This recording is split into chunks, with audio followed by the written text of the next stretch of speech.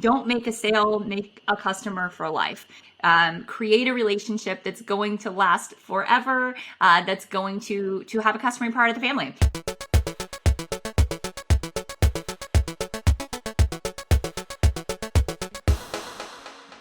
Welcome to Experience Points, presented by our friends at Avtex who transform customer experience through CX design and orchestration. On Experience Points, contestants earn points by answering customer experience questions and share their insights on how to make your interactions remarkable. Those points turn into dollars for the charity of their choosing. I'm Joey Coleman. And I'm Dan Gingiss, and we'd love to introduce you to today's contestant. She is the Chief Experience Officer at Experience.com, an international keynote speaker and award-winning business leader. And she co-founded and successfully exited the Superfan Company, a fan engagement company with clients like Disney, Amazon, Katy Perry, and Dolly Parton. Introducing Brittany Hodak. Welcome to the show, Brittany. Yay! Thank you, Dan. I'm thrilled to be here with you and Joey today. Oh, Brittany, we are so excited to have you with us. You know, you've had the opportunity to speak on stages around the world. Out of curiosity, what's one thing about you that you've never shared with an audience before? We're looking for something special that our Experience Points watchers and listeners will be the first people to learn about Brittany Hodak.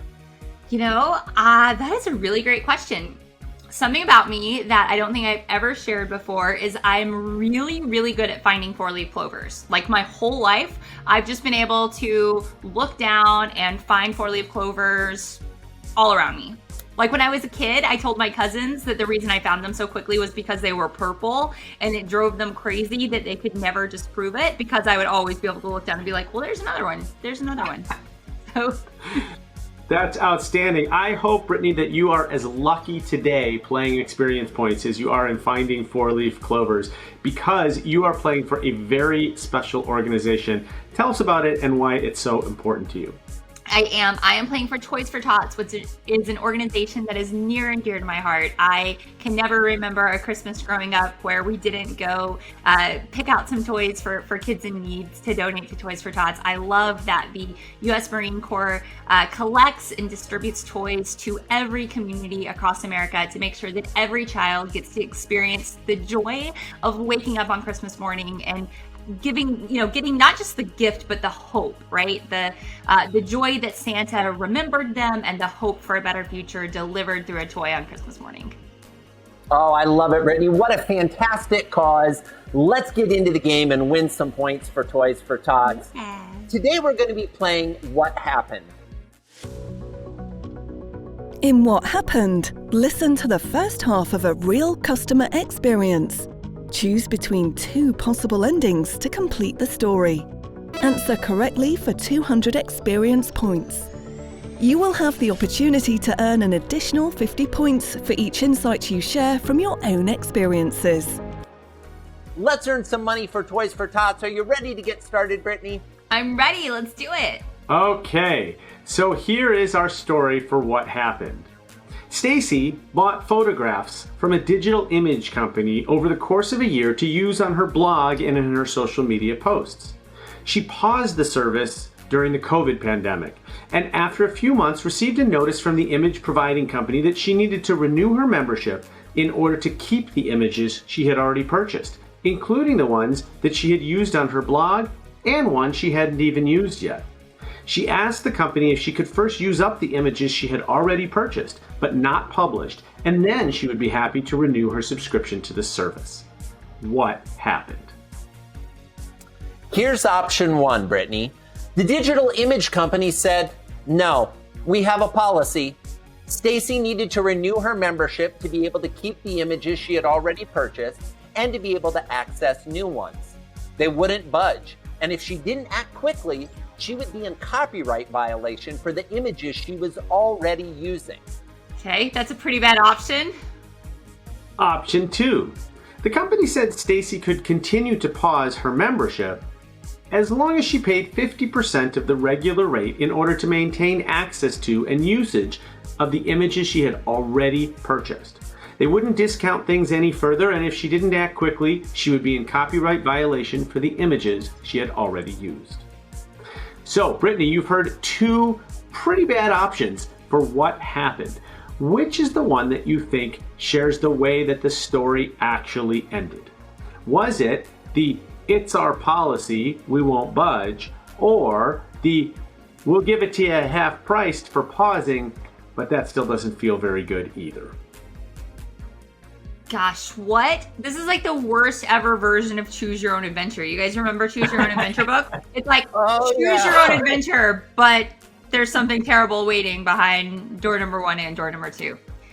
Okay, because in the setup you said this is during COVID, I think I'm going to go with option number 2 because there was so much terrible CX last year around companies thinking that they were, being generous by having some sort of COVID policy that was actually even more infuriating than if they had no COVID policy at all. So to me, we're going to discount this by 50%, but oh, by the way, we're still going to send you a cease and desist sounds like something that I've heard a lot of times. So I'll go with answer number 2.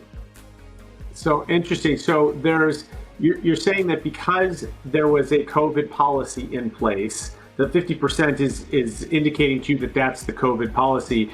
And yet the first one is really, well, we don't even have a COVID policy, right? We're just staying with our existing policy, even though we're in the middle of a pandemic. So there are sort of both bad, but is that how you were thinking about it? Yeah, that's kind of how I was thinking about it, is because specifically in the setup, you said she paused because of COVID. Unfortunately, the answer was actually number 1. It's our policy. They wouldn't budge at all. Even during COVID, they would not change their policy. And I think you thought about this correctly, Brittany. And it is tough when there are 2 really bad choices. Absolutely. Well, Brittany, we've heard how not to create a remarkable customer experience. If you were in charge of customer experience for a digital image company like this one, how would you structure the response in the situation to create a better customer experience story? Well, I'm so bummed out. You know what I'm going to do to make me feel a little not so bad about choosing the wrong answers? However much Toys for Tots doesn't get because I got the answers wrong, I'm going to just donate. So that way I feel like there's less pressure on me for the rest of the show to get them right. But I think what would have been, honestly, anything would have been better than the "it's our policy" answer. But there's so many things that could have been done here. First of all, this sounds like an exchange that took place over email or chat. The first thing that they should have done is tried to get on the phone with this customer to really understand what was going on. They should have made sure that the customer understood the policy and that they were actually licensing pictures for a short period of time rather than owning them. Because if the customer really did own these pictures, they should have that license in perpetuity. So they need to really make sure that they're doing a good job of educating customers, because if this customer, Stacy, took the time to explain the terrible experience she was having, there were probably lots more customers who also didn't understand how the policy was written and structured and were also in violation of this license. So they should definitely be reviewing that policy. Now, one thing that they could have done with Stacy is say, talk to me about your needs. Because of COVID, are you publishing fewer blog posts? Are you, has your situation with childcare changed? Do you have a little one now who you're taking care of at home or helping do Zoom school that you don't have as much time to write? And, basically, "it's our policy" is the worst answer anyone can give anytime. So pretty much anything else they could have said would have been better. I am always a fan of empowering your employees to think beyond the policy. Policies make sense until they don't. They're good guidelines until you've got the person who says, well, I can't jump into the pool to save the drowning child because there's a sign that says no one in the pool after 5 p.m. So you've got to really educate your employees and empower them to know when you have to follow the policy and when you can bend the rules, because there are extenuating circumstances. So for most companies, what I recommend doing is empowering every employee to just make it right or make a decision below either a certain dollar amount, so they can make it right if it costs less than X, or for customers who meet a certain set of criteria, which honestly is pretty much any customer that you have, but especially if you're talking about somebody who has been with you for, it sounds like, a year, that's been paying into this membership. There should have been an intervention to make sure that she felt valued as a customer, that the terms and conditions were clear, and that, you know, the correct answer is, we value you as a customer. We're so happy to have your business. We know you could take it anywhere else. Here's how we're going to work together with you to remedy this situation. And to Stacy, I would say, Stacy, maybe go check out Unsplash, where you can get some great images for free and no one's going to be a jerk to you.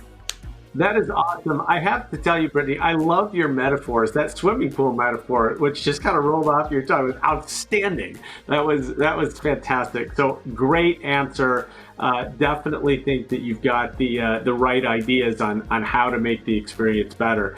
It is unfortunate, especially during a time like we've been in the last year, that there are companies that either, as you say, have created COVID policies that really don't go far enough, or in this particular case, that refuse to even adjust their policies, knowing that their customers are going through difficult times.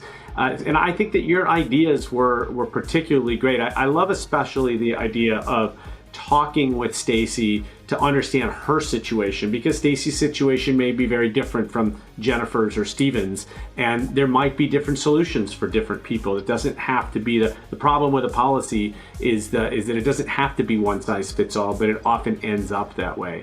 I'm just wondering if you might talk a little bit more about the empowering the employees, because I thought that was a really great idea. Give us either an example or just a little more color around how companies should go about doing that.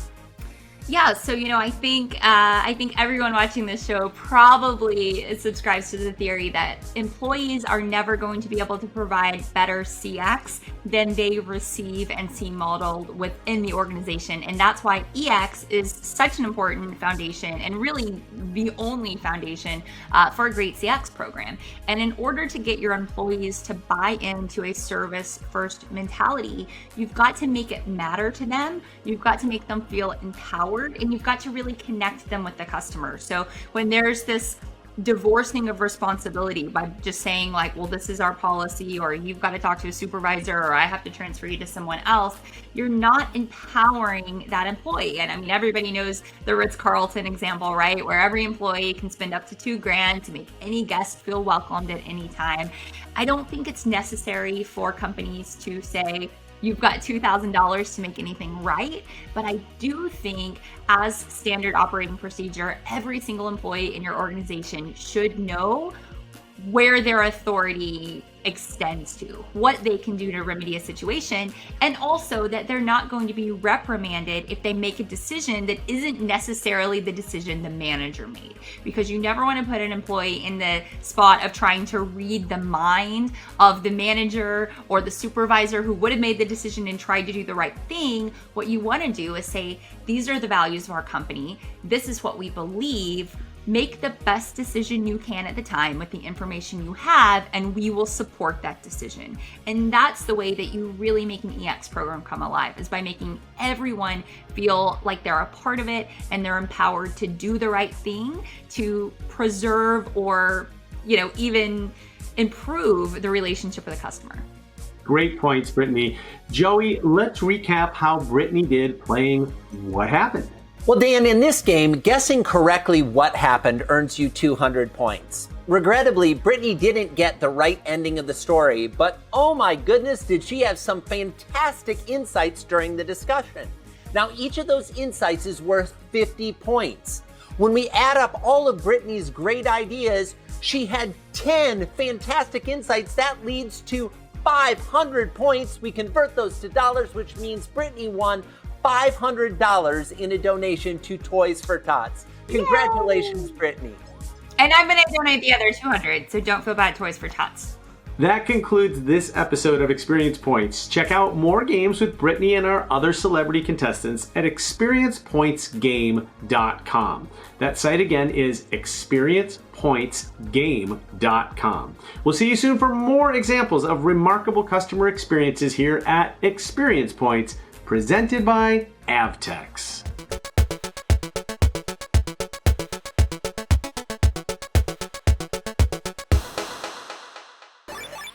I appreciated her comment about, there's sometimes during COVID where, there was some poor experiences, but I would argue that, there were some companies that, man, just crushed it during COVID and did really, really well. The airline that I'm a diamond flyer with Delta. They really stepped up and, maintained my status. They got really flexible on flight changes, reducing or eliminating fees altogether. They became extremely flexible, during COVID. And so I think what this kind of highlights to me is that there's this idea of choices that organizations make every day. Choices to either provide a great experience or choices to rigorously and adamantly adhere to their policies.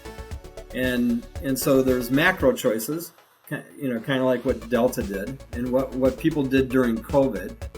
And then there's micro choices that take place every time I have an interaction with you that might be outside of the lines that you've established. And I think that the interesting thing as we look and reflect on the pandemic is that it forced companies to lean into those choices and it forced them to choose. But what happened was that there was this external pressure on you as an organization to choose what your customers meant to you. And so if you hadn't have done the foundational work, if you don't have a true North Star, if you hadn't have thought about the way that you want to interact with your customers, you revert to policies and other guidelines to make the decisions for your organization rather than humanizing those interactions and letting the customer lead the way and be that shining beacon, right? And so this external force now put a spotlight on the other decisions, these micro moments that you're talking about, and the way that you structured those in a way that really, I think, started to put a wedge between these good experiences that you're highlighting versus the negative ones that they talked about in the video.